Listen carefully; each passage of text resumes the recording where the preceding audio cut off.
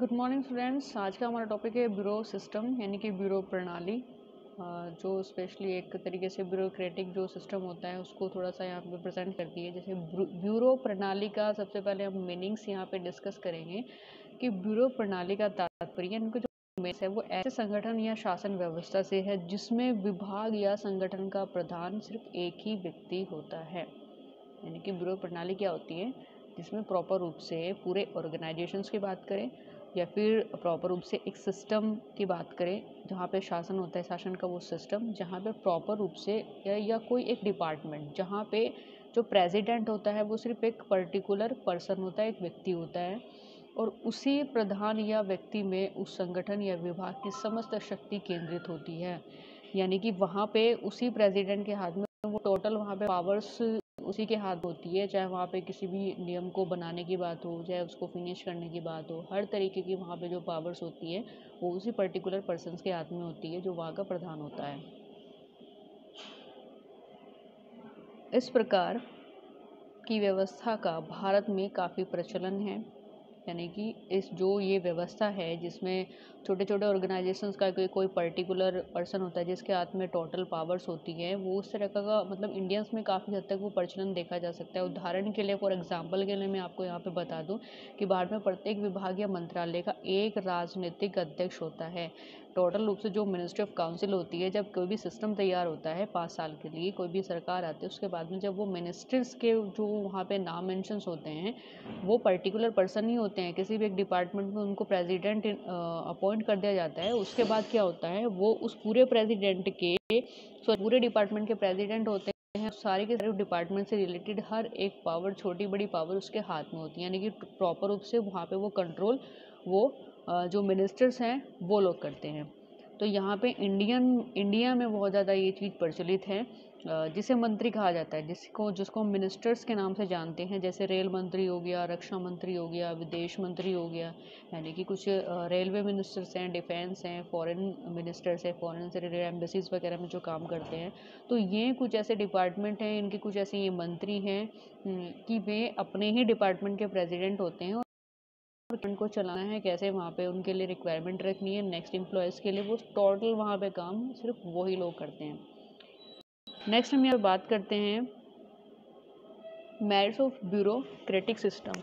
यानी कि जो ब्यूरो सिस्टम है, जो ब्यूरो प्रणाली है, उसके कुछ गुण भी होते हैं। क्योंकि हर एक पॉइंट होता है उसका मतलब अप डाउन कुछ ना कुछ ज़रूर होता है। कुछ ऐसा नहीं कि 100% वो सही ही होता है, उसमें कुछ ना कुछ प्रॉब्लम्स भी होती हैं और कुछ उसमें अच्छाइयाँ भी होती है। तो सबसे पहले हम उसके बारे में, कुछ में वैल्यूज़ हैं उनके बारे में डिस्कस करेंगे। तो ब्यूरो प्रणाली की व्यवस्था सभी कार्य प्रशासनिक प्रकार के होते हैं। यानी कि जब वो डिपार्टमेंट वाला कोई प्रेसिडेंट एज ए प्रेसिडेंट वहाँ पे काम करता है, सारी पावर्स उसके हाथ में होती है, तो पूरी एडमिनिस्ट्रेटिव लेवल का वहाँ पे काम होता है। यानी कि total system of bureau system ऐसा होता है कि all functional are administrative type. क्योंकि वो छोटे छोटे एम्प्लॉयज़ अपने नीचे रखेगा और अपने नीचे रखने के बाद में उनको वो छोटी छोटी काम के लिए छोटी छोटी पावर्स, राइट्स वहाँ पे डिस्ट्रीब्यूट करेगा, उनको डेलीगेट करेगा अपने काम को हल्का करने के लिए। तो ये काम होता है प्रॉपर रूप से एडमिनिस्ट्रेटिव टाइप्स का। तो यहाँ पे जो ब्यूरो प्रणाली है वो सिस्टम ऐसा होता है कि प्रॉपर रूप से वो प्रशासनिक पर ही काम कर रहा है। दूसरा यहाँ पे है, इस प्रणाली में उत्तरदायित्व का जो निर्धारण है, यानी कि जो रिस्पॉन्सिबिलिटी है, वो अति शीघ्र एवं सरलता से हो जाता है क्योंकि कार्य संचालन का अध्यक्ष केवल एक ही व्यक्ति होता है। ये यहाँ पे दूसरा एक वैल्यूज़ ये भी है कि इस सिस्टम को अगर प्रॉपर रूप से यहाँ पे फॉलो किया जाए तो बहुत सारी रिस्पॉन्सिबिलिटी होती हैं, बहुत सारे ऐसे काम होते हैं जो पेंडिंग नहीं होते हैं, प्रॉपर रूप से अपने टाइम पर वो फिनिश होते हैं। क्योंकि वहाँ पे एक कारण ये होगी कि वो वहाँ पे जो काम है, वो जो रिस्पॉन्सिबिलिटी है, वो बहुत सारे लोगों में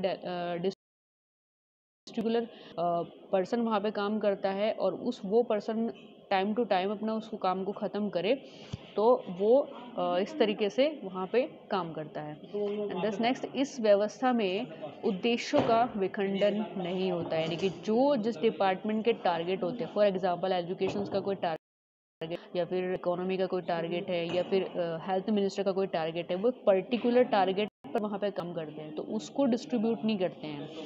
यानी कि जिस डिपार्टमेंट का जो काम होता है उसके हिसाब से वो लोग काम करते हैं। ऐसा कुछ नहीं है कि अगर इकोनॉमी डिपार्टमेंट का कोई काम है तो डेलीगेट कर दे वो एजुकेशन में, ऐसा कुछ नहीं होता है। हर एक चीज़ के अपने अपने वहाँ पे फैक्ट देखे गए हैं और डिपार्टमेंट के हिसाब से वहाँ पे काम करता है।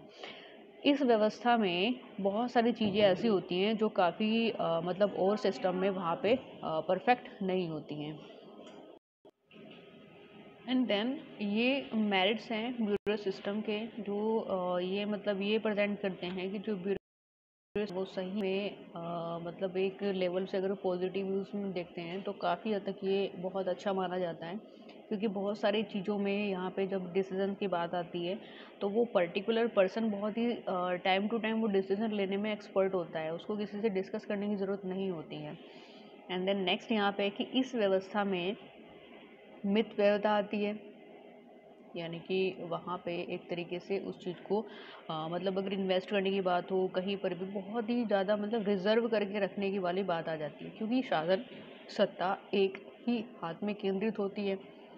तो मितव्ययता का मतलब होता है फ्रिगैलिटी, किसी भी चीज़ को बहुत ही सहज करके रखने वाली। तो शासन सत्ता एक ही व्यक्तियों के हाथों में केंद्रित होती है, सबसे बड़ा रीजंस है। इस प्रकार के संगठन अधिक तरक्की के प्रति आश्वस्त रहते हैं, यानी कि जहाँ पे कोई पर्टिकुलर पर्सन के हाथ में सत्ता होती है तो वो पर्सन हमेशा अपनी रिस्पॉन्सिबिलिटी ध्यान में रखता है, अपनी रिस्पॉन्सिबिलिटी के अकॉर्डिंग वहाँ पे काम वो सही तरीके से काम करता है, पेंडिंग वहाँ पे नहीं छोड़ता है। तो हम यहाँ पे देख सकते हैं कि वो ज़्यादा से ज़्यादा तरक्की की लिए मतलब जो एम्बिशियस होता है वो तरक्की का होता है, क्योंकि एकल अध्यक्ष संगठन अपनी प्रतिष्ठा और यश प्राप्ति के लिए वो हमेशा एफर्ट्स करता है, यानी कि उसका क्या होता है कि जल्दी से जल्दी उसको प्रोग्रेस मिले, जल्दी से जल्दी उसका प्रमोशंस हो, तो और वो अपनी इमेज को और ज़्यादा इंक्रीज अच्छे मतलब पॉजिटिव वेज में और ज़्यादा उसको इंक्रीज़ कर सके। तो इस वजह से वहाँ पे हम ये देख सकते हैं कि किसी भी ऑर्गेनाइजेशन का अगर कोई पर्टिकुलर पर्सन होता है वहाँ पे उसके हाथ में सारी टोटल पावर्स होती है और वो सही तरीके से काम करता है, तो बेशक वहाँ पे बहुत पॉजिटिव वेज वहाँ पे देखने को मिलते हैं। काम होता है वहाँ पेंडिंग नहीं होता, अपने टाइम टू टाइम हर एक काम बहुत रिस्पॉन्सिबल तरीके से वहाँ पे किया जाता है।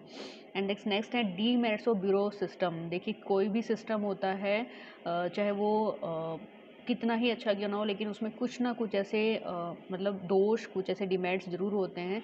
जैसे ब्यूरो प्रणाली एकल सत्ता को बढ़ावा देती है, जिसमें उसमें तानाशाही निरंकुशता की संभावना बढ़ जाती है। ये एक सबसे बड़ा फैक्ट भी होता है कि ब्यूरो सिस्टम क्या होता है मोस्टली वहाँ पे जो वो प्रमोट करती है सिंगल पावर को, कि लोग वहाँ कैसे हो जाएंगे फिर कि कोई भी पर्टिकुलर पर्सन है उसके पास पावर्स है तो वो डोमिनेट करेगा, या वो मतलब एक तरीके डिक्टेटरशिप या ऑटोक्रेसी इस तरीके का मोनोपोली इस तरीके की एक्टिविटी वहाँ पे देखने को मिल जाती है, या उसकी जो पॉसिबिलिटी वो बढ़ सकती है। तो ब्यूरो प्रणाली के सबसे बड़ा दोष यही होता है कि पर्टिकुलर पर्सन के पास टोटल वहाँ पे पावर देने के बाद भी वहाँ पे एक चीज़ का डर ये बना रहता है कि उसमें कभी ना कभी अपने एम्बिशंस को पूरा करने के लिए तानाशाही या डोमिनेंट जैसे सिस्टम वहाँ पे वो क्रिएट कर सकता है। एंड देन नेक्स्ट कि यह पुराने संगठनों के लिए अच्छी होती है लेकिन नए स्थापित विभागों के लिए हानिकारक होती है, यानी कि जो अगर बहुत समय से वहाँ पे चले आ रहे हैं कुछ सिस्टम, कुछ ऑर्गेनाइजेशंस, तो उनके लिए तो बेटर कंडीशन है वहाँ उसके लिए फॉलो करने के लिए। लेकिन बट अगर जो नए वहाँ पे जो विभाग है वो इस्टेब्लिश हो रहे हैं तो वहाँ नए विभागों की जो पावर्स हैं, जो रिस्पॉन्सिबिलिटी है, जो वर्क है, वो हम किसी पर्टिकुलर पर्सन के हाथ में उसके लिए पावर्स दे करके उसको डोमिनेंट या डिक्टेटरशिप जैसी फीलिंग्स नहीं दे सकते। ये सबसे ज़्यादा हानिकारक यानी कि हार्मफुल होता है।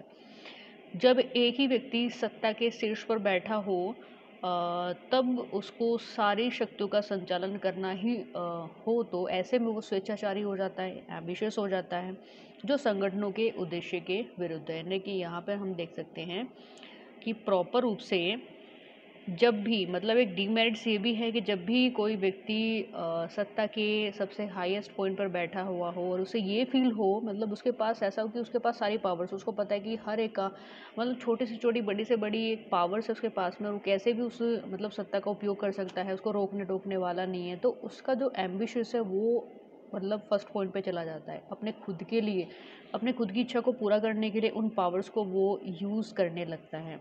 तो ज़्यादातर हम लोगों ने देखा है, मतलब प्रैक्टिकली देखा है कि जो ब्यूरो सिस्टम जैसा वहाँ पे दिखाई देता है, तो वो अगर पुराने संगठन है तो वहाँ पे तो काम कर सकता है, क्योंकि पुराने संगठन में पुराने एम्प्लॉयज़ काम करते हैं, वहाँ पे उन्हें पता होता है सिस्टम को कैसे चलाना है। लेकिन नए तरीके से अगर नए ऑर्गेनाइजेशन वहाँ पे एस्टेब्लिश किए जाएँ तो ये एक बहुत बड़ा हार्मफुल उनके सामने रिजल्ट यहाँ पे हो सकता है। तो आज हमने यहाँ पे डिस्कस किए कुछ ब्यूरो सिस्टम के मेरिट्स और डिमेरिट्स, क्योंकि जो भी सिस्टम होता है देखिए उसके कुछ वैल्यूज़ भी होती हैं, उसके कुछ हानियाँ भी होती हैं। परफेक्टली कोई भी सिस्टम हो या प्रेजेंट में कोई भी सिस्टम चल रहा है वो 100% कोई कहे कि 100% सही है, उसके अलावा उसमें कोई कमी नहीं है, तो वहाँ पे उसमें छोटी छोटी कुछ ना कुछ ऐसी कमियाँ होती हैं जिसकी वजह से वो मतलब उसके खिलाफ लोग प्रोटेस्ट करते हैं या कहीं भी उसके अगेंस्ट यहाँ पे व्यवस्था से संबंधित कुछ भी ऐसी एक्टिविटी करते हैं। तो जो भी सिस्टम होता है उसके कुछ फेवर में भी होते हैं, कुछ अनफेवर में भी होते हैं। वो डिपेंड करता है कि वो किस तरीके से वहाँ पे सिस्टम को मैनेज करके लेकर के चलता है।